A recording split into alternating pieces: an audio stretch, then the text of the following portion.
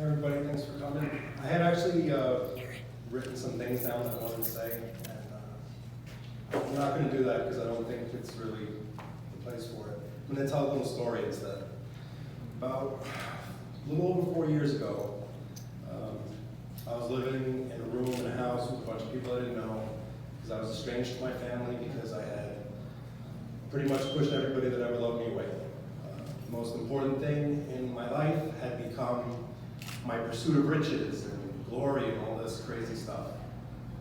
That it made me lose track of what my hopes and dreams were. It made me forget what it is that I value in myself and in my relationships with others. And the crazy part about it was that I don't even know when it happened. And it was so subtle that it happened over time. That when I finally woke up one day, completely alone, that I didn't know what to do next. Then my wife, who was on the verge of being my soon-to-be ex-wife, gave me a phone number. And she gave me the phone number and said, here, call these people. She didn't tell me who it was. She said, call these people. So I did. I called on Monday morning, and I spoke to somebody, and I heard Problem Gambling Center on the other end of the line. I was like, Problem Gambling Center? What are you talking about? I don't have a gambling problem. I have a money management issue. I really said it. So the person that answered the phone said, yeah, I've heard that before, and why don't you come in and talk? So I took him up on the offer. I came in, and I was waiting for any reason I could to have an excuse to walk right back out the door and leave. And what I found was somebody who was really compassionate and didn't judge me or anything. That was Aaron. He was the first person I met when I walked in. So he took a little bit of my information. 5 minutes later, I found myself in another room with somebody that I didn't know. And again, I was repeating the same story about how I have a money management issue. And this person who was writing things down just kind of poked her eyes up and said, uh-huh. And that person was the person who just spoke to you. It was Lori. And if at any moment they had given me just one reason to not stay, I would have left. So as it so happened, I filled out my assessment, and I sat down in group 30 minutes later. And that's when the real fun began.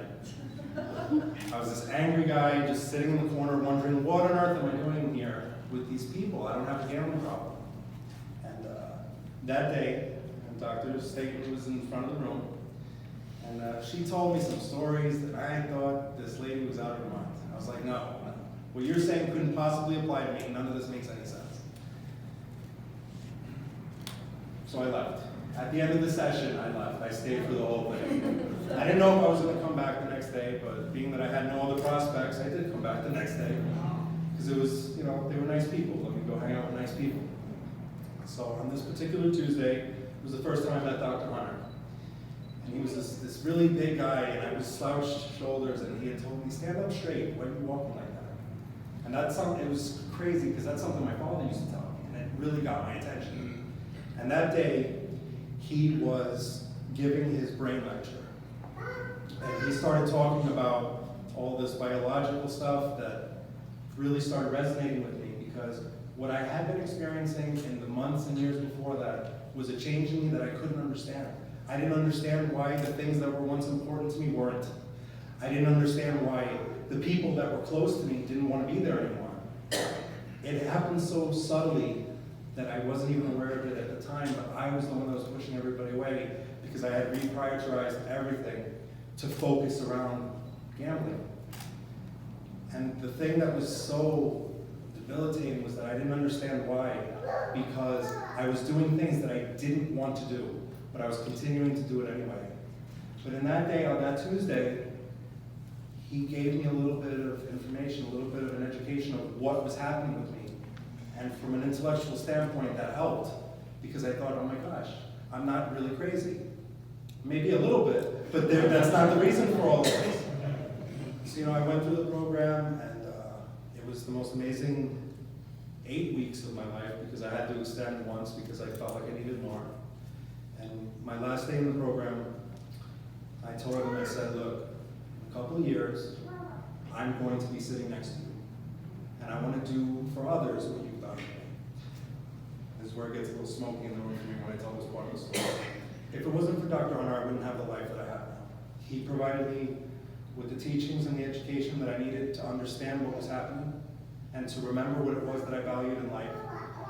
He helped me restore hope in myself, and he really helped to inspire me to do something about it. And if I'm able to do that for just one person, then I, along with the others at the PGC, are helping to carry on his legacy, and honestly, that's the highest honor I could ever hope for. Again, it's an honor to be in front of his family and the people who loved him the most, and you know, this is a great day. Thank you all for coming. Thank you.